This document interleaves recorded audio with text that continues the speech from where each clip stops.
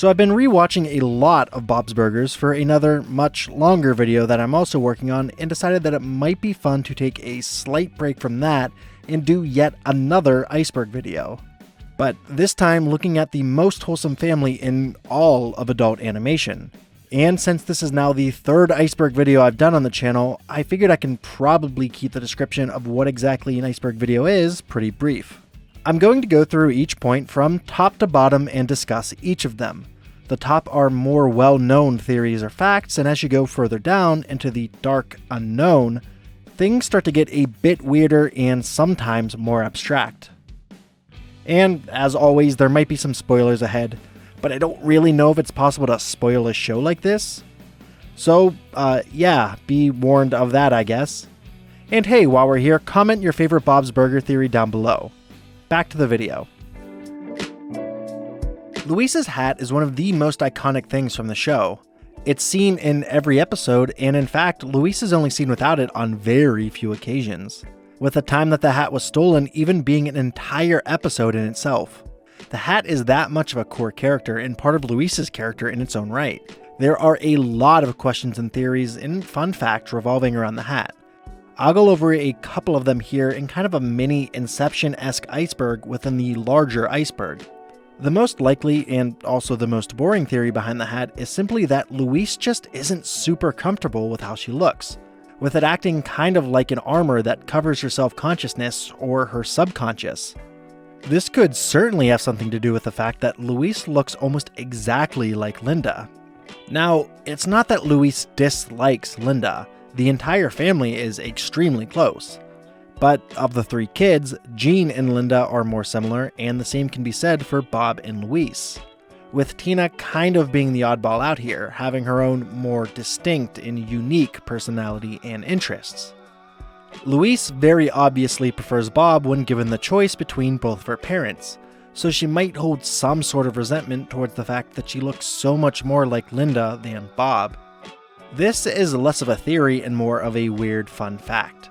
Louise's bunny ears are actually partially inspired by a bear hat from an anime. The creators enjoyed the idea of this weird combination of kid and animal where they become an animal by always being seen wearing these little ears. You get a bit of cognitive dissonance where you experience Louise both as a little girl and Bugs Bunny at the same time. Essentially, just that Louise is literally and emotionally a cartoon. Finally, the bunny ears themselves could be a reference to another pretty deep lore fact in a completely different series, The Simpsons. You see, originally Marge Simpson's hair served a secondary purpose, or at least it was supposed to. Marge actually had rabbit ears that were hidden by her hair. The rabbit ears are actually seen in an older Simpsons arcade game. But the other writers of the show told Matt Groening, the Simpsons creator, that that's legitimately insane and a pretty weird thing to pull out of nowhere. And Matt kind of agreed with that. So the bunny ears could be a reference to that other weird, little-known fact. This is something that eagle-eyed viewers may have caught on to, even though it's a pretty easy thing to miss.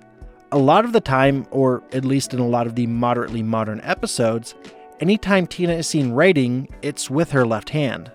That's kind of it. That's really the whole fact. There are some times, mostly in older episodes, where Tina is shown doing some stuff with her left hand and some stuff with her right hand. There's two possible reasons behind this. The first reason being the possibility that Tina is actually ambidextrous, that she's able to write with either hand and is comfortable switching dominant hands at any given point.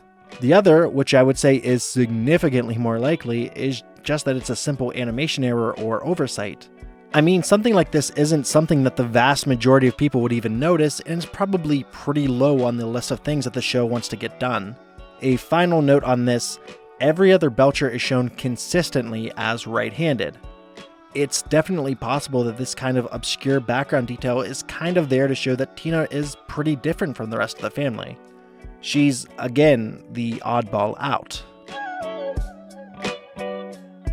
When you think of someone with tattoos, you probably don't think of someone like Bob. But contrary to what you might think, Bob does in fact have a single tattoo. We actually see Bob get the tattoo in Season 4, Episode 17, The Equestronauts. Bob is originally going to be forced to get a tattoo of a horse with his face on its butt in an attempt to get one of Tina's dolls back. But he ultimately ends up with just a tattoo of his nose and mustache. And from this point onward, if you were to pay close enough attention, you'd notice that the animators have kept the tattoo consistent. Anytime Bob is shirtless or we see his shirt go up a bit, it's easy enough to get a glimpse of the tattoo that's realistically enough just a symbol for what lengths Bob will go for his family. So, something we'll talk about a bit later is how different the original show's premise was going to be. Part of what made the original pilot different is the fact that Tina's character was originally a boy named Daniel. The characters were incredibly similar, even sharing the vast majority of their lines between pilots. The only key difference between these being that Daniel was, well, a little more specific when talking about which body parts were itchy. You know, the guy parts. I mean, they even kept the same voice actor for Daniel and for Tina. In fact, it's kind of weird how few female voice actresses are actually in the show. The only one in the Belcher family is Louise, voiced by Kristen Schaal. Everyone else is voiced by a guy. And Daniel does make an actual appearance in the Bob's Burger universe. Just not in the show. In issue 6 of the first run of the Bob's Burgers comics, yes, there's comics, Daniel appears as a drawing when Linda is imagining an alternate universe where Tina is a boy. Bob's mother is someone who's never really mentioned throughout the series. No name, no reason for her not being there, nothing. The most we really ever hear about the subject is in Season 5, Episode 6, The Father of the Bob, when Big Bob says, quote, "It was tough without your mother around." The most commonly accepted theory that I've seen is simply that his mother died at some point during Bob's youth. It likely wouldn't have been when Bob was super young because there is mention of Bob and his mother building gingerbread houses together, and Bob wouldn't have that memory if he was too young. I've also read some theories that Bob's mother was into ventriloquism, which explains why Bob enjoys doing voices for various objects around the kitchen. It would make sense that Bob's mother would try to make Bob's time around the diner fun when he was a kid, and it's certainly not something that we would see from Big Bob. But there's never really been any definitive confirmation, as far as I know, that she's dead. It's always possible that down the line, like say in an upcoming movie, we might get some more insight into what actually happened. If they want to continue channeling The Simpsons, it might not be a terrible idea to do something similar to what The Simpsons did with Mona Simpson, where Homer only thought that she was dead when she was in fact on the run from Mr. Burns. Although I really don't think that having someone be on the run from Mr. Fischoeder would be nearly as effective. On the surface level, Jimmy appears to have just about everything that Bob would want. Or at least two things that Bob would want.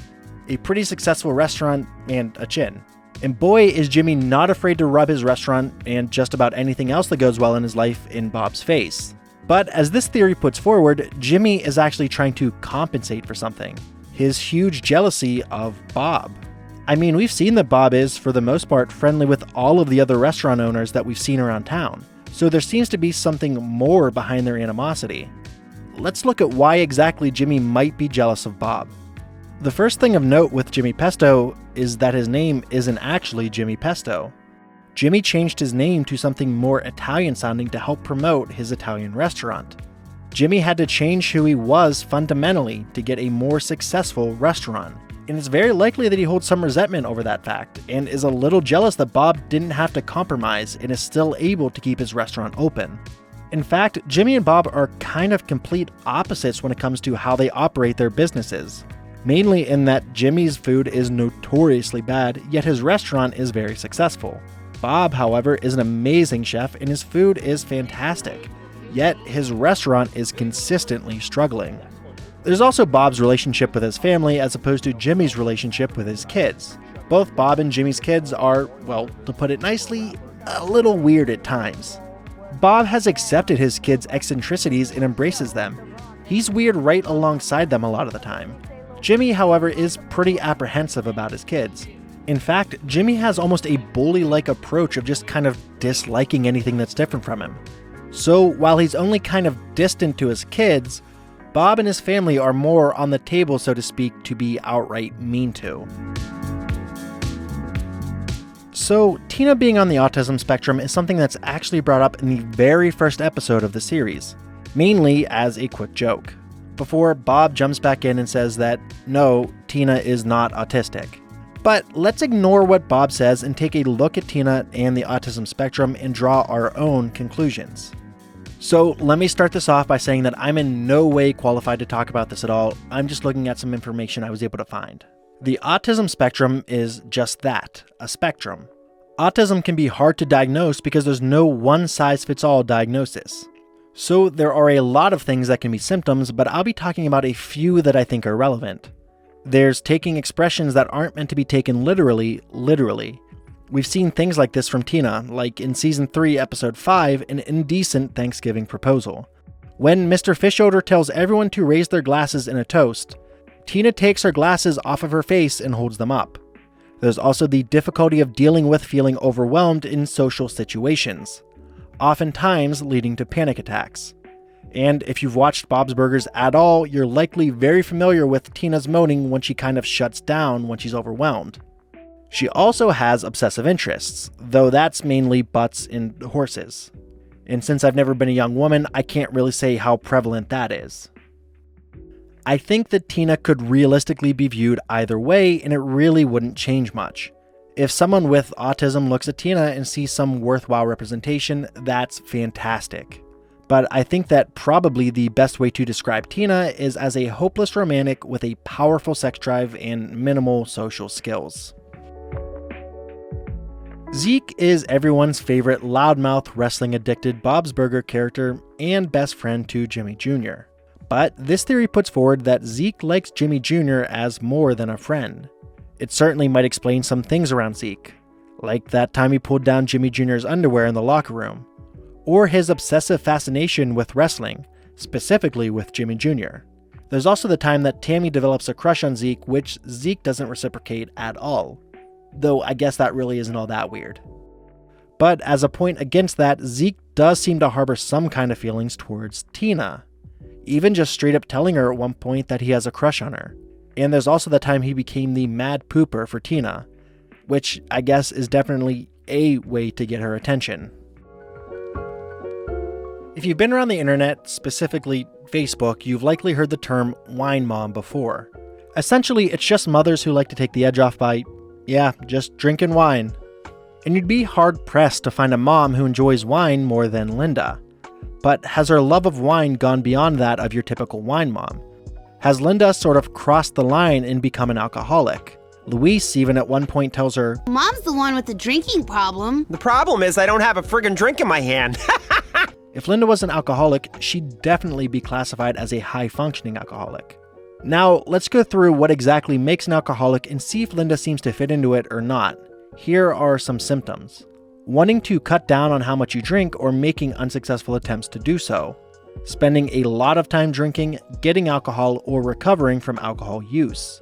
Feeling a strong craving or urge to drink alcohol.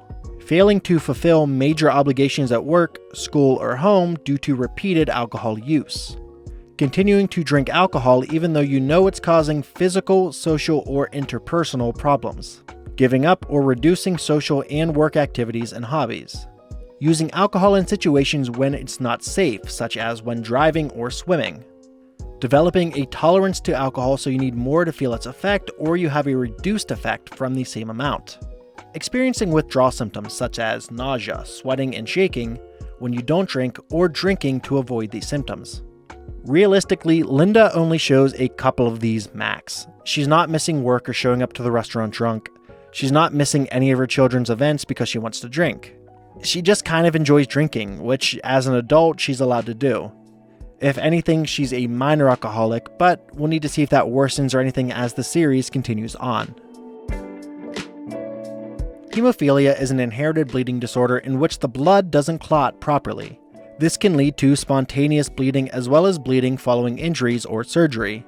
Bob seems to be someone suffering from hemophilia. In the episode The Kids Run the Restaurant, Bob gets a cut in his hand while slicing some tomatoes. Linda mentions in this episode that Bob has a problem with clotting and that he bleeds for an exceptionally long time. He even bleeds through his stitches. But what does this mean for the family at large? Well, don't worry too much. Hemophilia is carried in the X chromosome and is a recessive gene, meaning that while Bob does have hemophilia, because he supplied the Y chromosome for Jean and Linda's X chromosomes would override Bob's hemophilia, there's no one immediately being affected outside of Bob. But both Tina and Louise would be carrying the hemophilia gene, meaning that there's a possibility that Bob's grandkids will also suffer from hemophilia. But if we examine this even further, Bob's mother would also have had to have carried the hemophilia gene, and could have actually had the disease herself. It's more rare for women to have it, but it does happen. And to be honest, the life expectancy for someone with hemophilia was relatively low until pretty recently. So, yeah, make of that what you will. Archer is a show that was on FX and is now on the very distinct FXX. Archer, much like Bob's Burgers, has H. Jon Benjamin voicing the titular character. In the first episode of Season 4 of Archer, Archer is suffering from amnesia and living as a simple burger shop owner named Bob. Weirdly, he has a wife and 3 kids during this time. Yeah, it's exactly what you think it is. He literally becomes Bob Belcher, down to the mustache, Jimmy Pestos across the street, and a burger of the week instead of the usual burger of the day. Archer can be kind of lazy. What plays out is this really weird scene that's not quite a cameo and a little too in-depth to be a reference. It's really weird. Some people think that this is the reality of Bob's Burgers, that what we're seeing is really the delusions of Archer, thinking he's Bob and filling in memories in his amnesic state. But I really don't buy into that last part. I mean, it really doesn't make a whole lot of sense if you stop to think about it for more than like 20 seconds. For starters, they say in this Archer episode that the Bob's Burger restaurant is in New York City, which we know isn't the case. There's also no way that Archer would be able to meet Linda and have several kids and raise them as fast as they did, but it's still a pretty fun scene. I brought up earlier in this video an alternate type of pilot. In the original pitch for the show was a bit darker. Originally, Bob's Burgers was going to be full of cannibals, and they were going to be serving people. The ideas behind the original pitch weren't fully scrapped either. In fact, many of them were actually used in the show's first episode, Human Flesh. In this episode, Louise spreads the rumor that the restaurant is actually serving people burgers. In this episode, we see Bob and Linda in the basement grinding meat, which isn't a euphemism, they're actually grinding meat. This is a reference to Sweeney Todd, a story about a barber who kills people and then turns their bodies over to Mrs. Lovett, who then turns the people into pies that they sell.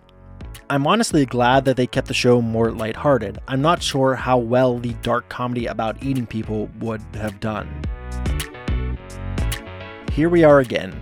I feel like it's almost impossible to do one of these videos without the obligatory everyone was dead theory. So let's look at one. The most popular of these theories says that Bob is the only one in the family who's still alive and that he's having a psychotic break. You know the opening sequence for the show? The one where we see all the times that misfortune has hit the restaurant. Well, this theory puts forward that with each of those horrible accidents, a Belcher child died, and eventually, so did Linda. The lack of acceptance of this on Bob's part has him working around the restaurant and seeing hallucinations of his family as he's working at the restaurant. Mort, the mortician, would be well aware of everything that's happened as he would have held the funerals at his place. He's routinely checking in on Bob to make sure he's not going too far off the deep end. This theory also explains why Hugo hates Bob so much, because Hugo blames Bob for Linda's death. As for Teddy, well, Teddy truly is Bob's best friend. This theory thinks that Teddy is actually the one running the restaurant alongside Bob, that he's essentially taken Linda's position, and that anytime Bob gets too bad, that he's calling Linda's parents in order to help get Bob back on track. The showrunner is aware of this theory and obviously has said that's not the case. He said that they just don't really experience time like we do because the show is episodic in nature, which, I mean, yeah. And that's where we'll end this video for now. If you liked this video, comment down below if you'd like to see me do more content like it in the future. Follow me on Twitter at 10kbill to stay up to date on everything I'm working on. Support us on our Patreon if you like this content and want to see more like it. And of course, make sure you subscribe for all your entertainment-related content.